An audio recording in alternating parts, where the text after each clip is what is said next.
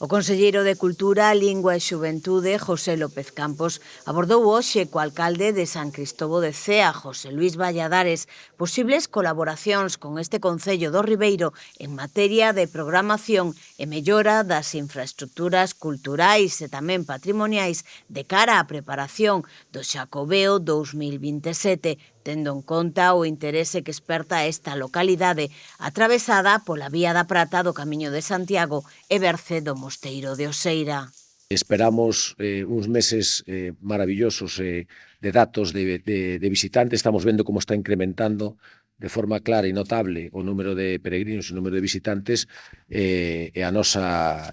vista está posta en que este ano, o ano 2027, Xacobeo 2027, ademais, tendo en conta que vamos a ter dous Xacobeos moi próximos, ano 27 e ano 32, pois podamos seguir aproveitando ese impulso, ese tirón que ten o Camiño de Santiago para seguir poñendo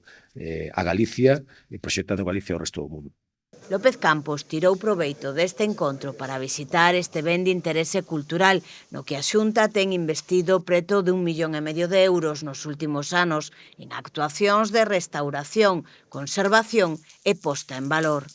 É un espacio único, é un entorno ao que debemos prestar unha atención especial.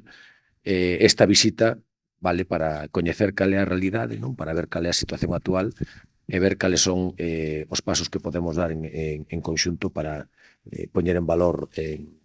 todo este inmenso patrimonio.